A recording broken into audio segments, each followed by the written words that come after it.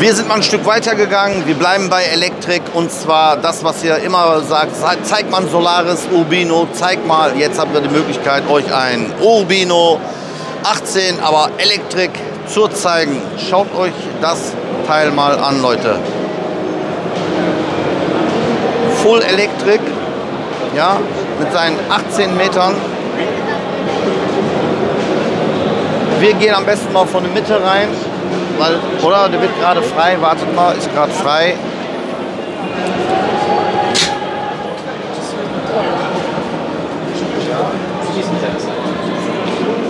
So schaut das Teil aus. Alles schön digital, wenn ihr sehen könnt. Natürlich mit diesen Spiegelkameras. Wir laufen mal ein Stück weiter.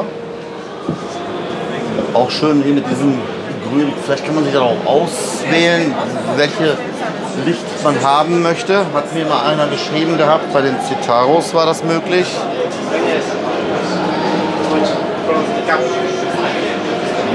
Hier nochmal für Kinderwagen und Rollstuhl, extra separat. Gelenkbereich.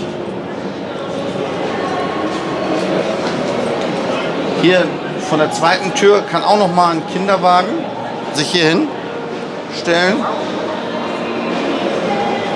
Und hinten hat man dann natürlich auch wieder Platz ohne Ende. Die erzählen jetzt im Prinzip auch das, was ich euch gerade erzähle, dass man da sitzen kann und dass da hinten ja keinen Motor in dem Sinne hat. Deswegen hat man hier die Möglichkeit, mit diesen Stufen hier so sich hier hinzusetzen und so zu fahren. Ja. Schaut mal, was für ein Schlachtschiff das ist, wenn man hier sitzt und so nach vorne guckt. Ja.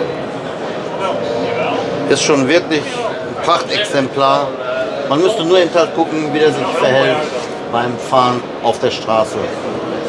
So, wir gehen mal raus zu dem nächsten Solaris. Der steht direkt daneben. Aber das ist jetzt wirklich im Kommen. Dieses Hydro, diese Wasserstoff, sagt mir im Moment überhaupt nichts. Und dann auch noch als Gelenk direkt daneben. Nochmal den Solaris hier von hinten, so wie das aussieht. Und dann haben wir das andere Exemplar, was ich euch gerade angekündigt habe, als Hydro. Gehen. Ja, auch ein Urbino 18, nur dass es eben halt hydrogen ist. Ne, hier kommt man bestimmt wieder nicht dran. Ich versuche mal so. Doch, wir haben Glück, Leute. Schaut mal. Natürlich, wie Sie sehen, sehen Sie nichts. Doch, wir sehen ganz viel, aber wir wissen nichts damit anzufangen. Nur wenn man so ein Zeichen sieht, natürlich nicht mit dem Finger dran und so. Und da wird alles geladen. Ich mache schon direkt auch wieder zu. So, damit wir nichts kaputt machen. So, von der Seite hat man dann auch noch mal die Möglichkeit, den zu sehen. Innen drin, denke ich mal, wird er gleich aus. Ah, hier kann man, guck mal das Bild hier kann man sehen, wie der aufgeladen wird. Das ist der Elektrik Urbino 12.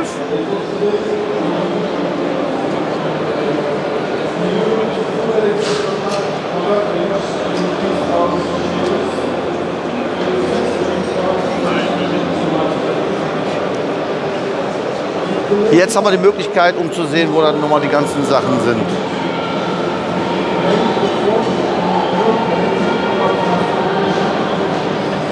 So, auf geht's. Hier ist das magische Auge. H2, Gras.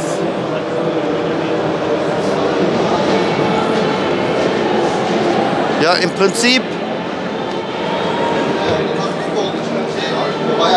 von Aufbereitung, von Innenraum bis nach vorne der gleiche, was wir gerade gesehen haben. Auch dieser Bereich, das hat sich wohl jetzt bewährt mit dieser Optik hier.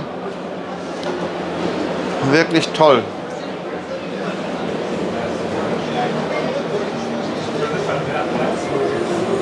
Ja.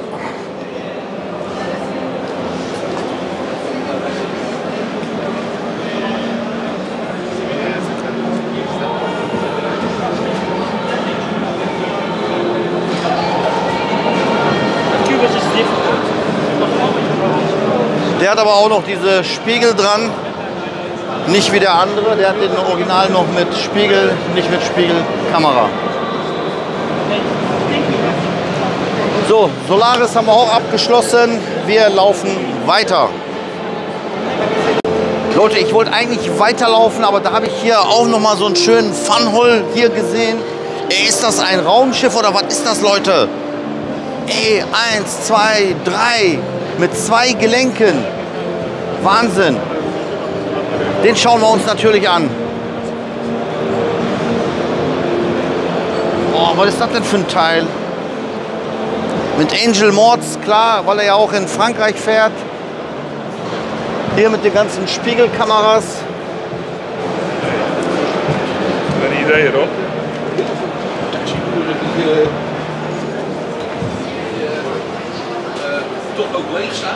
Der Fahrer extra für sich so ein Teil. Das erinnert mich an Straßenbahnen, Leute. Nicht, dass das eine Straßenbahn auf Rädern ist oder so. Ne, die sind ja auch da immer eingekreist. In Frankreich fahren die ja so rum. Was ist das? Ah, hier hat er auch noch so ein Teil. Karte, zack, Endwerter. Den kann man auch wohl in verschiedenen Designs. Deswegen haben die das mal so gemacht. In Rot bekommen oder hier so in diesem Blau. Das ist jetzt erste Abteil. Dann haben wir hier erste Gelenk. Ab hier.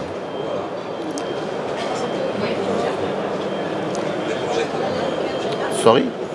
Oh, da war hier durch. Thank you. So, es geht weiter. Jetzt bin ich schon weiter in dem zweiten Gelenk. Wahnsinn. Und schon sind wir hier ganz hinten.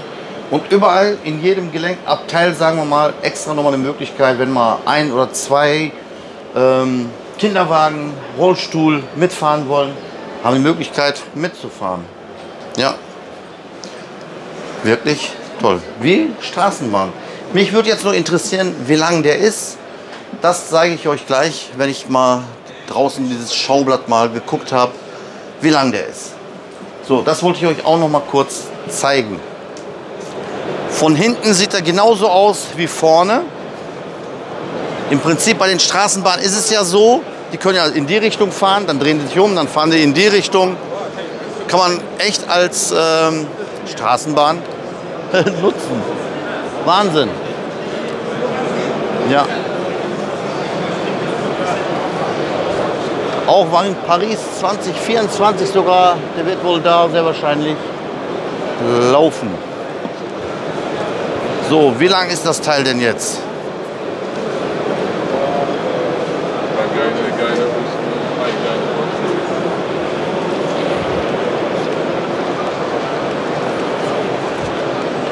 So, der eine Kollege guckt schon, da können wir vielleicht mitgucken.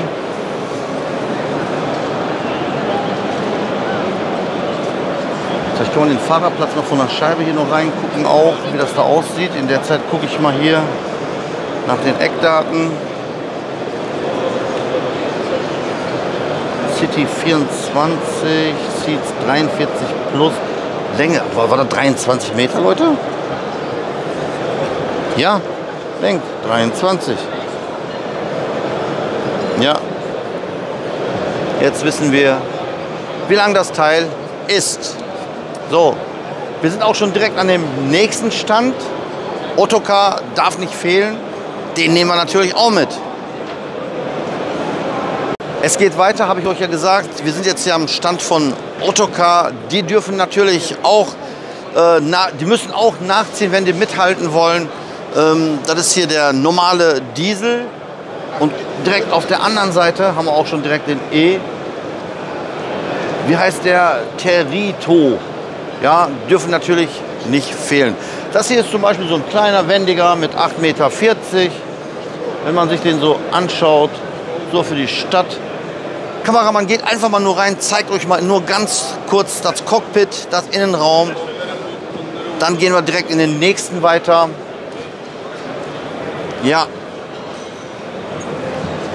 wirklich sehr schön. Ja.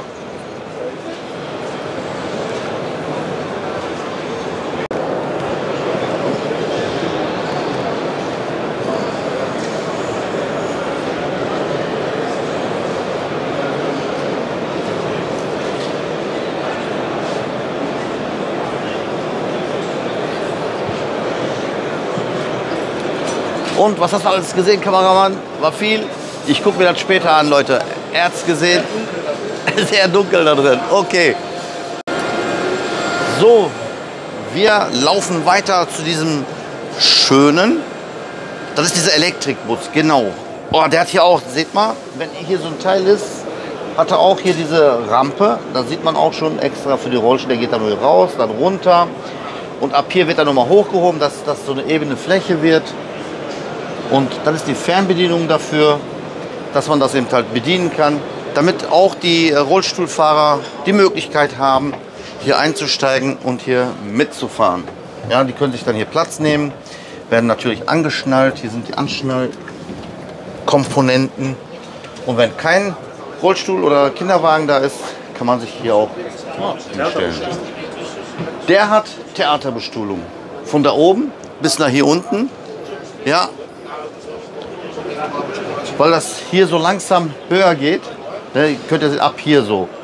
Ab hier ist wieder, glaube ich, gerade. Ja, aber die da oben sitzen, die können hier hoch bis nach vorne gucken.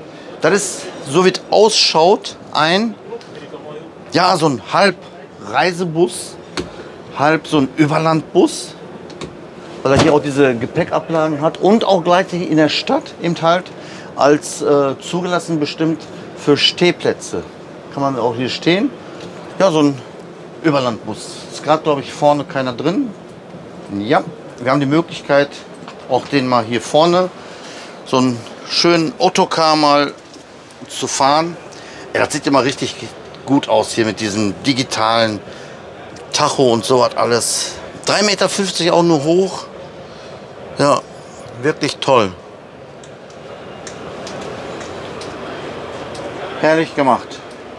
So, wir halten uns nicht allzu lange auf und gehen direkt rüber. Das ist auch wieder mit so einem Knopf hier drücken, dann geht er hoch.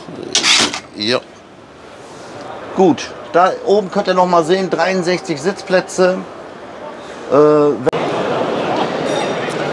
So, wir gehen rüber. Was habe ich euch vorhin gesagt? Jeder muss ja mitziehen. Hinter mir könnt ihr auch sehen, auch ein Ottokar.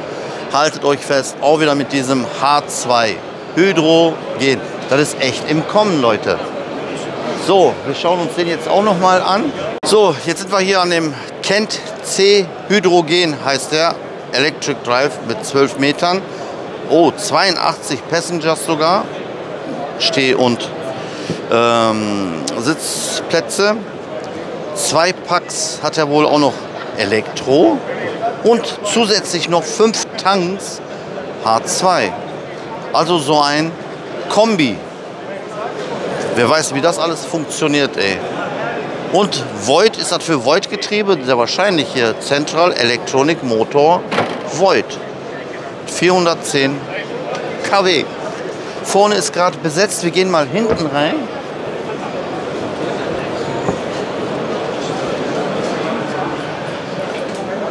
Fällt direkt ins Auge, wie ein Wohnzimmer, extra für Rollstuhl, Kinderwagen, an alles gedacht. Innenstadt bleibt ja nicht aus.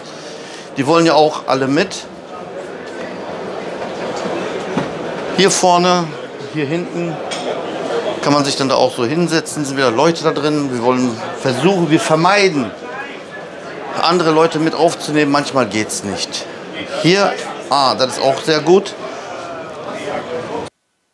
Mal komplett auch nochmal gezeigt, aber da ist gerade besetzt. Das kommen wir jetzt leider nicht hin.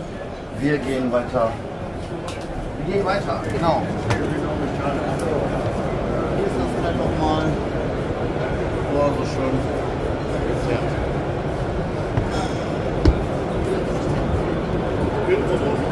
Dann nochmal von vorne. Motorhaube. Kent C Hydro.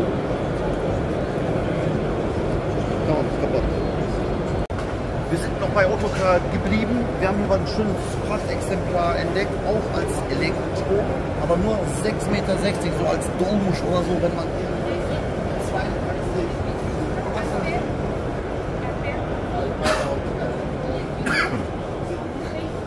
Kameramann, zeigt euch mal hier vorne.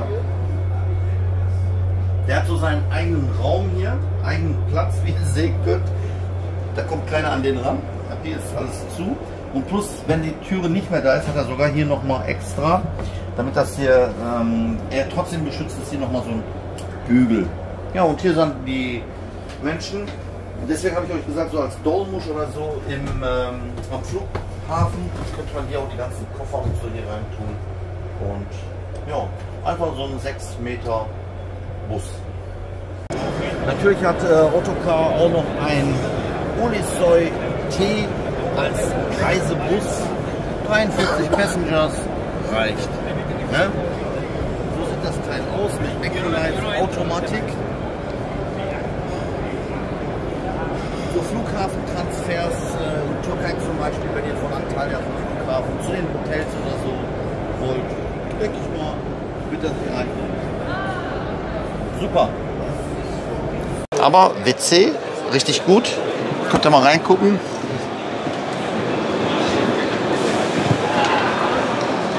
Alles natürlich im Sitzen erledigen, ne Jungs?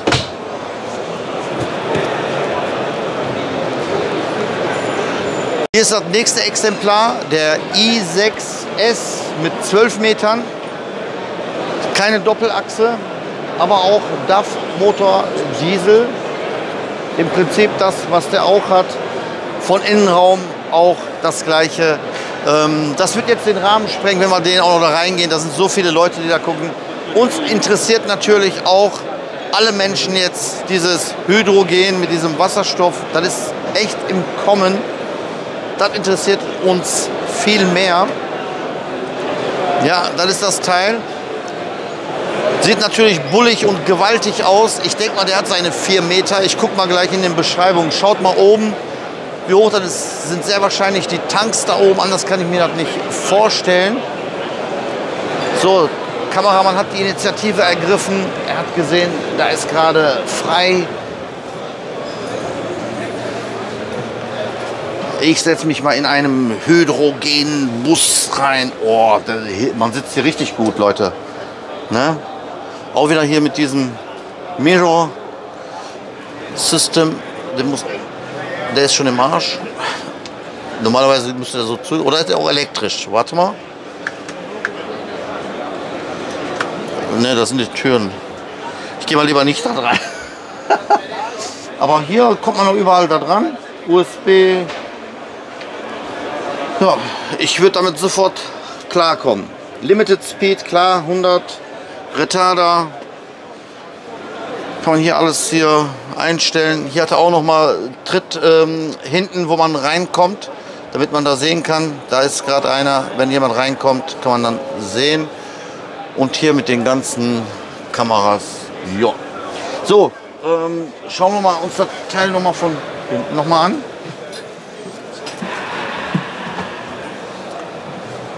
Warum hat er hier an der Seite hier noch so einen Trend für Linie, für Beschilderung?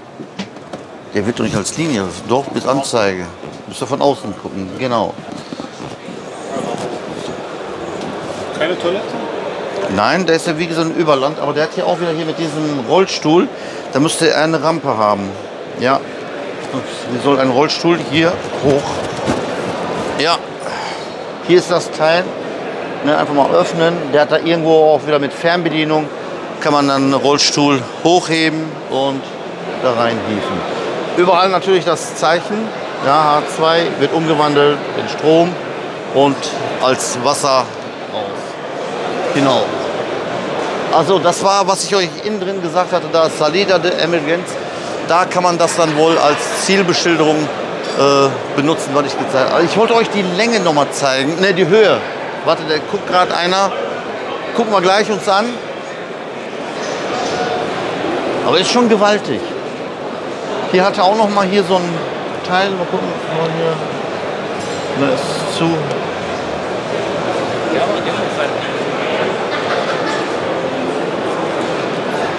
Ist ein schönes Teil. Also als Reisebus würde ich den gerne fahren.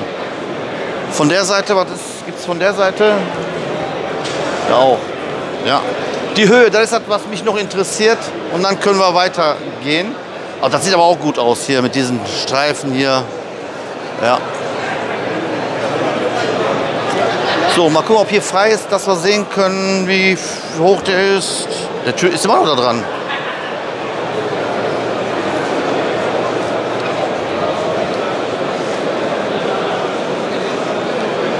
4 Meter, Leute, 4 Meter genau. Ich habe es gerade noch mal lesen können.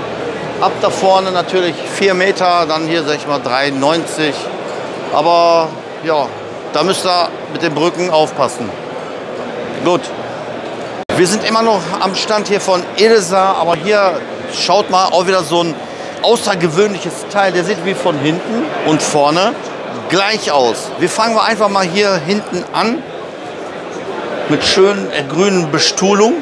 Ja, auch das Teil hier wie in einem Raumschiff. Enterprise, so könnte man den eigentlich auch nennen. So. Hier hat er noch mal die Möglichkeit, ist jetzt nicht beschildert, aber Kinderwagen und so kann ihr locker hier rein. Dann natürlich als Gelenk, das Gelenkteil. Die elektrische Rampe, die ist gerade ausgefahren, die geht dann hier unten rein. Auf der Seite Einzelsitze. Ab hier kann man sich dann zu zweit hinsetzen. Fahrgastinformation hat man direkt da vorne. Hier, wenn die Rampe gerade raus ist und hier, wenn jemand gedrückt hat, kann man dann sehen. Hier ist das Fahrerabteil. Jetzt weiß ich bei den anderen natürlich, wie die Tür aufgeht. Bei dem weiß ich nicht, ob es das ist, aber nö, geht nicht auf. Da muss man auch einen Knopf drücken, damit der aufgeht. Aber ich kann da auch kein Symbol jetzt erkennen. Will jetzt auch nicht da dran. Ja, 1, 2, 3, 4 hatte da auch noch mal Knöpfe. Und natürlich die Trambus, sagt einer gerade. Ja, sieht aus wie so ein Trambus. Genau. Was wollte ich euch zeigen? Innenraum, Kontrolle. Kann man das dann irgendwo sehen? Ja. Schön. Also ich könnte mich hier auch wohlfühlen und den auch fahren. So. Gut.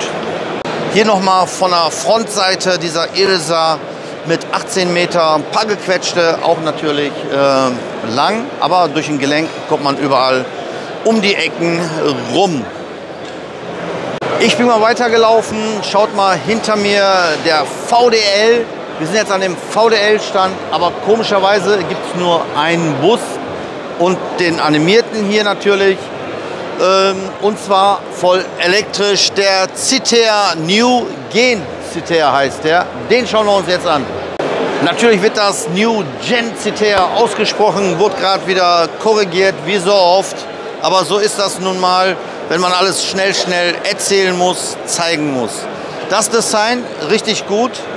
Ja, ab hier Scheibe kann man sehen, ab hier normal, aber ab hier ganze Seite ist voll mit Scheibe. Ja, voll elektrisch.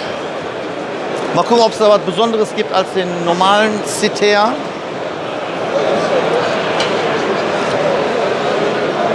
Elektrische Zeichen, VDL.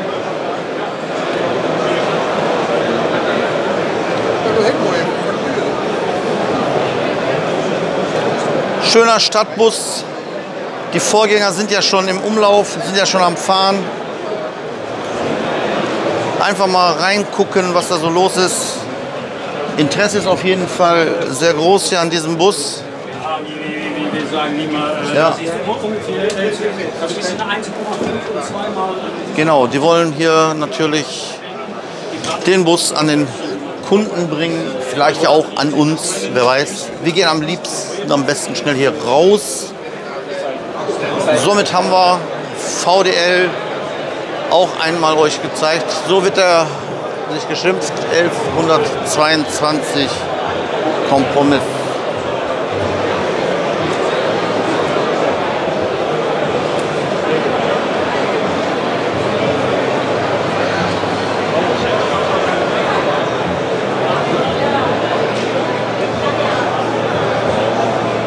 Ich bin mal ein Stück weitergelaufen. VDL hat mich ein bisschen enttäuscht, nur ein Bus. Aber hier Ebusco ist ja auch ein Holländer. Den können wir uns jetzt auch mal anschauen, was der so alles zu bieten hat. In Holland hatte ich euch den ja schon mal gezeigt, oder in Bocholt hatte ich den mal gezeigt, genau. Ja, das ist der mit 4 Türen, Passengers Capacity 105. Das ist auch ein Gelenkbus, wo wir jetzt davor stehen. Wirklich gut. Ja, 18 Meter, auch natürlich mit den neuen Systemen. Habt ihr jetzt ja gemerkt, in den ganz neuen Bussen ist das immer jetzt so, dass die fast schon serienmäßig sind. Ja, schönes Cockpit, wie in einem sehr schönen Flugzeug. Sieht wirklich toll aus. Ja. So, da vorne ist ein bisschen besetzt. Wir gehen mal hinten rum rein.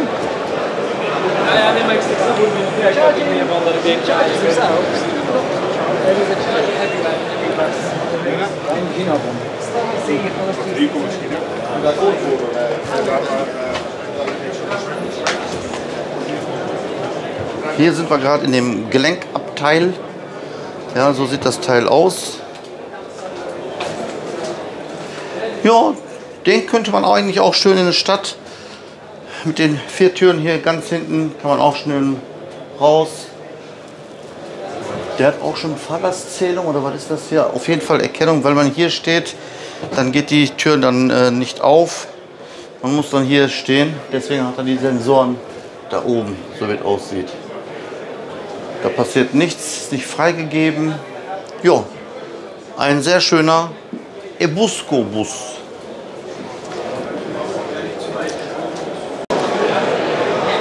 Das ist die Tankstelle, muss man schon fast sagen, natürlich für Batterie-Power, weil dieser schöne Ebusco, wo wir gerade drin waren, ja, der wird natürlich mit Strom geladen, aber wirklich schön. Guck mal, wie weit er damit kommt. Mit einer Füllung, wenn man das tatsächlich, auch wenn man nur 500 erreichen würde, das wäre schon richtig gut. So, wir laufen weiter. Direkt daneben ist der andere Ebusco, der 12-Meter-Bus. Ja, wie ihr sehen könnt. Mal gucken, wie weit kommt der denn damit? Steht das hier irgendwo drauf? Mal gucken, lang. Ja, 575 Kilometer Maximum. Wirklich toll. Also wenn die das tatsächlich erreichen, mit einer Tankfüllung könnte man so eine Linie komplett ja, fahren.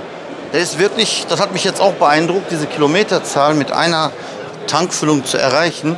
Das ist wirklich toll. Auch hier im Liniendienst kann man den sehr gut, super fahren. Ganz viele Möglichkeiten, wenn Stehplätze sind, wenn hier keiner ist, oder wenn hier welche auch sitzen, ja, können hier noch welche hier stehen vor einem. Ja, wirklich toll. Ich denke mal, die werden auch im Kommen sein, diese Busse.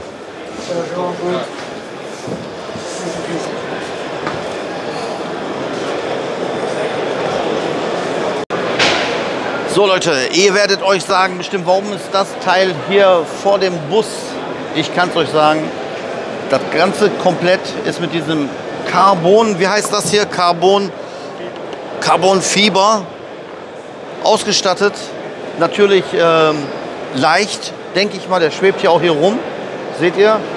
Der ist da drin verbaut. Eine Besonderheit von Ebusco.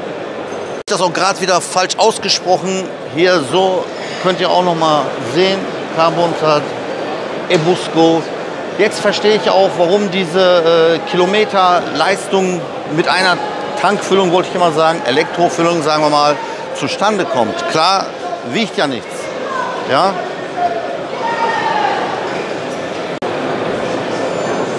So Leute, wir sind weitergezogen. Nächster Stand. Schaut mal, was ich auch bekommen habe. Güledius. Das ist natürlich bekannte Marke. Hinter mir der Sightseeing-Bus. Ja, wird oft als Sightseeing verwendet in Berlin und überall wird er im Einsatz oder ist schon im Einsatz. Den gibt es aber auch als Dieselbus, ja, als als Reisebus. Wir schauen uns den jetzt mal an. Auch der natürlich mit den elektrischen, besser gesagt mit den Kameraspiegeln.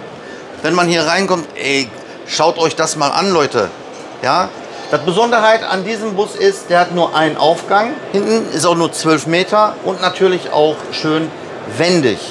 Wenn man jetzt hier davor sitzt, mal gucken, wie die Kabine geht hier so auf. Das tun wir mal hier vorne hin. Wenn man jetzt hier vorne sitzt, alles voll digital. Mehrere Kameras in Position. Man kann dann immer genau gucken, was oben passiert, was unten passiert. Kameramann sieht man jetzt hier auch sogar. Ist nicht schlimm. Und die Spiegel natürlich. Ne? Und so könnte man dann in Berlin als Doppelstock Sightseeing-Tour machen oder als ganz normal Reisebus als Doppeldecker. So, wir gehen mal auch natürlich hoch. Die Leute, die hier hinten sitzen, ab hier, die werden natürlich nichts sehen, wenn ihr hier hinguckt. Aber der hat hier vielleicht noch seine Küche oder so hier irgendwo. Keine Ahnung, was er hier hinten hat. Weiß ich jetzt nicht. Aber auf jeden Fall, der wird hier nichts sehen. Ne? Ungünstig bisschen. Aber die dann hier vorne sitzen, schaut mal, wenn man so guckt, alles. Natürlich will jeder auch, um von der Stadt was zu sehen, Sightseeing nach oben. Da gehen wir jetzt natürlich auch hoch. So, Kameramann geht vor. Mal gucken, was er da alles so entdeckt. Wir können gleich auch die Messe dann von oben. Wenn es auch regnet zum Beispiel, schaut mal hier. Wenn es regnet oder Dach hier überhaupt, hier oben. Elektrisch, denke ich mal, wird dann zugezogen. Kann ja sein, auf einmal heute hell, dann wieder Wolken und so. Selbst hier der Treppen, wenn nass ist und so, damit nichts passiert, hat er separat, kann man das hier so zuziehen. Ja, so ein Doppeldecker war ich auch noch nie oben mit Sightseeing. Im Prinzip alles gleich, nur dass hier eben halt elektrisch ist, kein Diesel. Das sind die Kameras, was man von unten gesehen hat, was die hier oben so machen, wenn hier einer aufsteht oder versucht was zu machen, dass der Fahrer dann sofort sehen kann. Ja, wirklich toll. Aber wo wir jetzt gerade schon mal hier oben sind, schaut mal hier runter. Gülerius 100% Elektrik, ja, das zeige ich euch gleich. Der ist im Kommen, sehr wahrscheinlich. Vielleicht kriegen wir den auch als Vorstellung oder den Diesel davon. Hat er mir gerade versprochen. Vielleicht klappt es ja, dass wir uns den mal bei uns auf dem Betrieb bei Fehlingreisen mal näher ansehen können, fahren können und natürlich vorstellen können. So, wir gehen mal runter zu diesem schönen Bus. So, wie gesagt, wir wollten uns ja dieses Teil hier anschauen. Kameramann geht mal vor. Zu 100% Electric. Gülerius, wie gesagt. Wow, das sieht doch mal gut aus, Leute. Schaut euch das mal an. Habe ich auch noch nirgendwo gesehen. Das in Blau und das schön in Weiß mit den LEDs.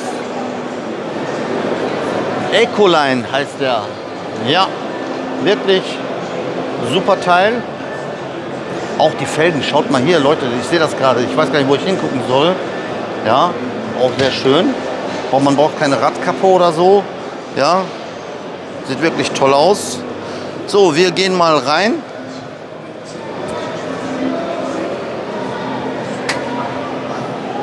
Das sind die Lichter, keine Ahnung, wo das bei dem ist.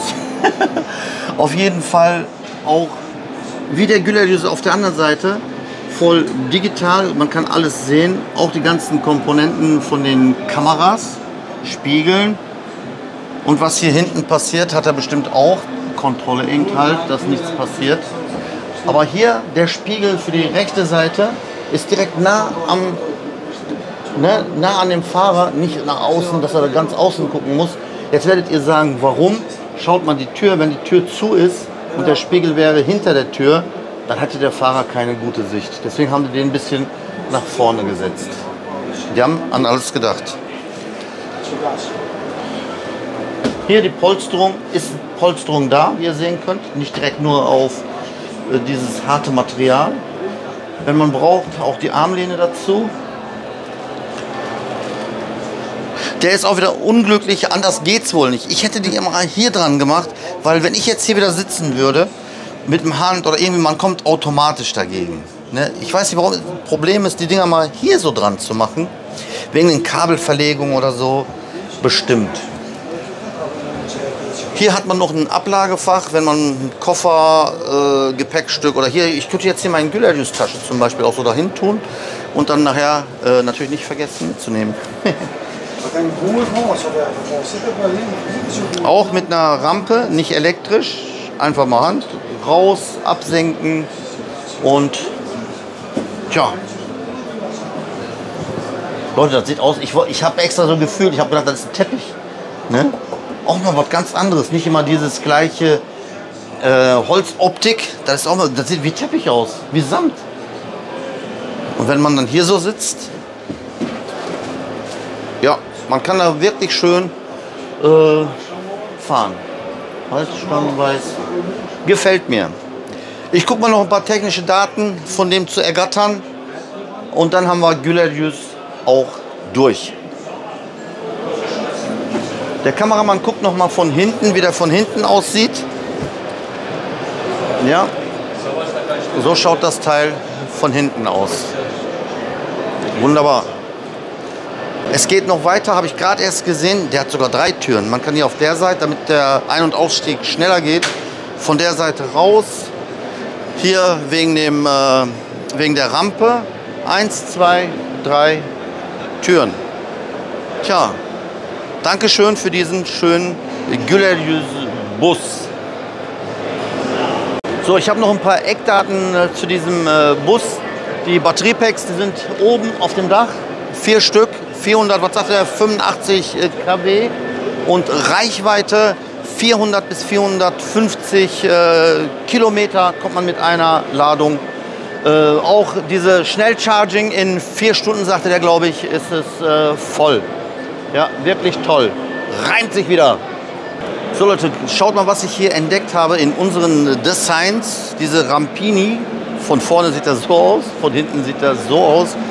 Was mir aufgefallen ist, ist eben halt dieses Rote an den Bussen, was wir ja bei uns auch haben. Und die Rampinis, die hatte ich euch ja schon mal vorgestellt. Wo ich in Hamburg war, bin ich ja mit der Bergziege gefahren. So nennen die sich da.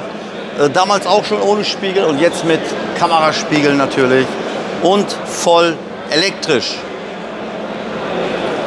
Eine andere Besonderheit, wenn wir uns, der Kameramann dreht sich jetzt mal genau um und den gibt es auch noch mal als World-Premiere, als H2-Bus auch noch mal hier auf der Busworld. So, hier steht noch mal drin, der kommt tatsächlich eine Reichweite von 400 Kilometern autonom, ja. Ja, das ist dieser H2 Hydron. Der kommt auch sehr wahrscheinlich zum Einsatz auf so kleine, enge Straßen, klein eben halt, klein und fein. Und weil er auch noch 400 Kilometer kommt, wirklich toll. Auch diese Optik, man denkt tatsächlich, oder ist es sogar? Nee. Ne, man denkt, das ist irgendwie Samt, irgendwie so Teppich, aber ist es nicht. Wirklich toll. Von Aufbau her wie der Rampini, den ich euch mal vorgestellt habe. Ansonsten, ja, einfach ein schöner, kleiner, schnuckliger Bus. Sogar mit Rampe, wenn mal ein Rollstuhlfahrer mit will. Am Rande noch eben halt erwähnt, damit wir den nicht hier rechts liegen lassen. Wir laufen weiter. So Leute, wir sind jetzt hier an dem Stand von Denza. Habt ihr ja gesehen, so wird das glaube ich ausgesprochen. Ein ganz, ganz neues Buskonzept, sage ich mal. Die haben sich direkt spezialisiert auf E-Busse. In Litauen sitzen die. Das ist das neue, einzigartige Design von diesem Bus. Der hat so ein paar spezielle Einheiten. Das zeige ich euch gleich. Man hat uns das schon erzählt. Man kann hier auf der Seite richtig windschnittig, wie ihr sehen könnt auch. Auf der Seite mit den Kameras oben, das normale. Und mal gucken, auf der Seite ist jetzt nicht allzu viel zu sehen. Ganz leicht hat man uns gesagt, auch dieses Design hier hinten, schaut mal, das ist wirklich kurios. Das Highlight aber ist, wenn ihr als Autofahrer hier hinten seid, ja, hinter diesem Bus herfährt, habt ihr sogar so einen Monitor, das zeigt, was der Fahrer vorne sieht. Wenn er jetzt am Fahren ist und da ist einer am Bremsen und er noch nicht gebremst hat, könnt ihr das schon von hinten aus sehen, wie der am Bremsen ist. Einzigartig, oder? Das hat mich dazu bewogen, diesen Bus euch trotzdem noch mal zu zeigen, weil es ganz jung. Das ist auch den ihr erstes Mal, first time hier in der Busworld, haben die erzählt. Und ja, innen drin wird mich jetzt aber trotzdem auch noch mal interessieren, wie das hier drin aussieht. Klima läuft auf jeden Fall, ist richtig schön kühl schon hier drin. Sind natürlich viele Leute. Das ist jetzt auch im Kommen, auch wieder hier mit diesem Design wie Teppich. Ne? Und hier hinten ist der Monitor noch verbaut. Ey, das habe ich ja noch nie gesehen. Man sitzt hier richtig schön, hier unten schön. Und man kann da sehen, Spezialität von diesem Bus ist oben, hat Ladestation. Wenn es angeschlossen ist, in 8 Minuten ist es voll. Man kommt mit diesen 8 Minuten, wenn der geladen ist, 100 Kilometer weit. Bis zur nächsten Station, dann wird es wieder aufgeladen. Man kann dann wieder 100 Kilometer fahren. Ist das nicht toll, Leute? So, jetzt gucken wir uns noch das Cockpit an. Dann sind wir erstmal durch mit diesem schönen Bus.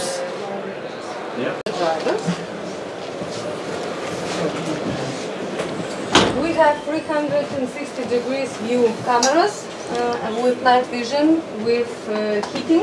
So we have here left side, right side, roof, pantograph and so on. We have very simple menu, very intuitive and fun and very spacious place. Habt ihr verstanden? Wenn er zum Beispiel Englisch redet, dann könnt ihr auch mithören. Er erzählt das zwar auf Englisch, aber ich habe es so ein bisschen verstanden. Vielleicht haben wir gleich die Möglichkeit, noch mal zu gucken. So, we also have dental monitoring system, which measures more than 1000 signals every 2 milliseconds. Okay, das sind spezifische Daten. Vorne kommen wir nicht raus. Wir müssen von hinten raus. Vorne haben die zugemacht, damit nicht jeder unkontrolliert da drin sitzt.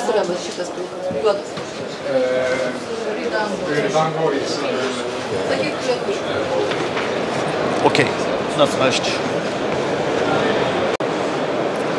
Ich bin jetzt an einen Stand gekommen, BMC. Was mir aufgefallen ist, das ist ein Gelenkbus und oben hat er den Gastank, wie ihr sehen könnt, ProCity CNG. Der geht hinten noch weiter, weil das ja ein Gelenk ist. Der Kameramann, jawohl, er hat alles im Bild.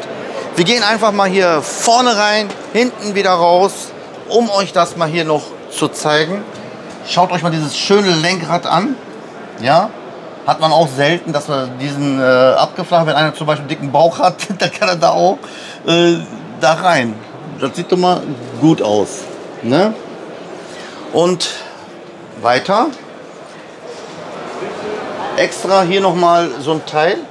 Kann man hier auch nochmal rein. Von der Seite geht es nicht. Damit der Rollstuhlfahrer hier gemütlich hier stehen kann. Schön grün. Das ist der Gelenk. Von der Seite geht es weiter nach hinten, wie ihr sehen könnt. Und auf der Seite hat man dann die Möglichkeit, zwei gegenüber zu sitzen. Und es geht weiter auf der Seite. Wir gehen mal kurz raus und mal gucken, was er hinten hat. Der Tank CNG wird sehr wahrscheinlich hier aufgefüllt. Ja, so sieht das Teil von unten aus.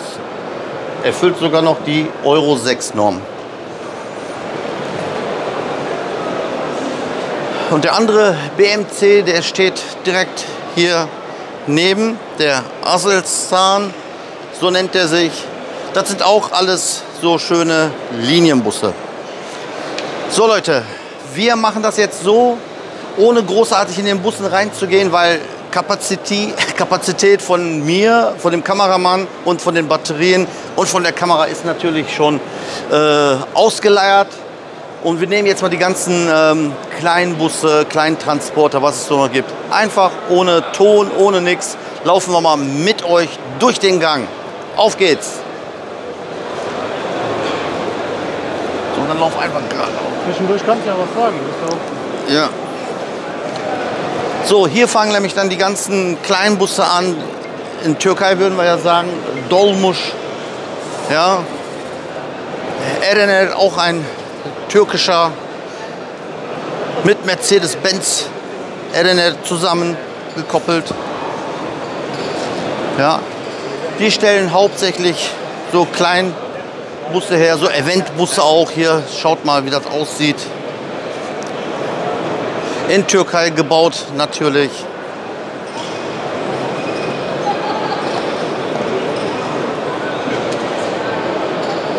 Wenn wir jetzt in jeden Bus reingehen würden, wird echt die Rahmen sprengen. Hier haben wir noch so einen Doppeldecker, aber auch als 100% Elektrik, wie ihr sehen könnt. Die kleinen hier, der gelbe, okay, jetzt dieses Modell nicht speziell, aber die fahren ja auch schon in, wo war das, in Essen, in Gelsenkirchen, habe ich die, glaube ich, auch schon mal gesehen. Den Bus würde ich sofort mitnehmen wegen den Farben, Galatasaray-Farben. Und schaut mal, wie lang der ist.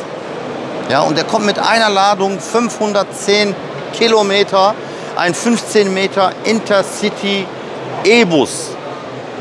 Ja, wer es braucht, kann sich den sofort bestellen.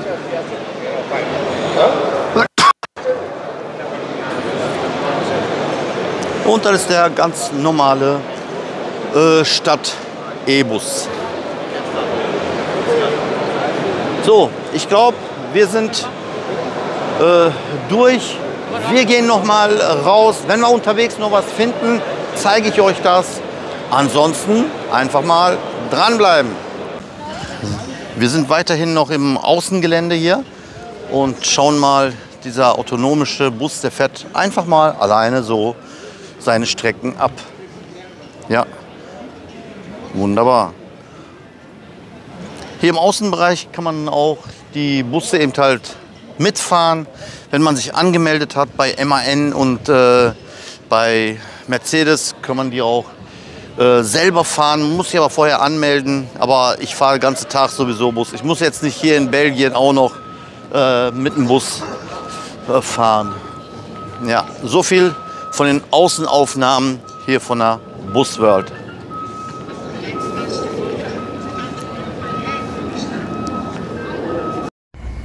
So Leute, wir sind jetzt in dem Außengelände hier von dem Expo und hier kann man die Busse sehen. Der ist gerade angekommen hier, der hat die Leute schon drin. Man kann auch Probe fahren oder mitfahren. Ne, da hört man gar nichts von denen. Der versucht jetzt mal hier einzuparken. Ja. 100% Elektrik. Der hat auch auf der Seite direkt auch die Ladestation. Mit denen kann man hier einfach mal so mitfahren. Wenn man Interesse hat, natürlich hier so einen Bus zu kaufen oder mal sowas eben halt zu erleben. Ne? Ja, jetzt fährt er nochmal nach vorne. Wenn er die Türen aufmacht, mal gucken, ob er alle Türen gleichzeitig aufmacht. Schauen wir mal. Ne, der macht nur die vorderen und hinteren auf. Ja, und dann können die Leute wieder aussteigen. Und sie haben eine Probefahrt eben halt mit dem Bus gemacht. Ja, wirklich toll. Und hier steht auch der andere Iveco, wie ihr sehen könnt.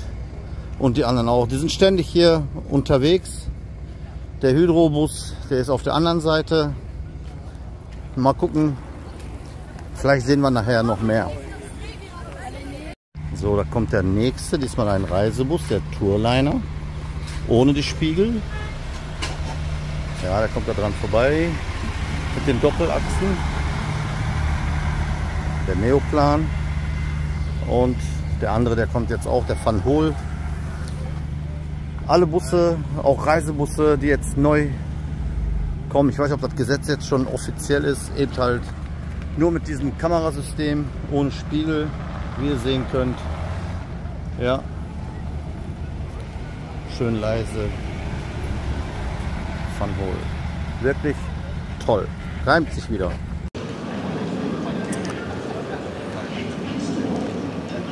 So Leute, alles hat ein Ende, nur die Wurst hat zwei und ein Busworld hat auch mal ein Ende. Wir sind wirklich kaputt, die Beine sind schon schwer geworden. Wir sind viel gelaufen, wir haben versucht viel aufzunehmen. Das, was wir nicht aufgenommen haben, waren zwar interessant, da waren ganz viele chinesische, marokkanische Busse und ganz andere Unternehmen, die wir selber hier in Deutschland noch nicht kennen, die versucht haben, natürlich ihren Produkt, ihren Bus, ihr ganzes Equipment, was sie da haben, Komponenten für die Busse vorzustellen. Das ist ja auch Sinn und Zweck einer Busmesse, Neuigkeiten, was es hier so gibt. Aber ich hoffe trotzdem, das Video oder die ganzen Videos, die ich ja in verschiedenen Teilen gemacht habe, hat euch Spaß gemacht. Und wir freuen uns natürlich fürs nächste Mal, wenn es wieder heißt Busworld, diesmal dann bei 25.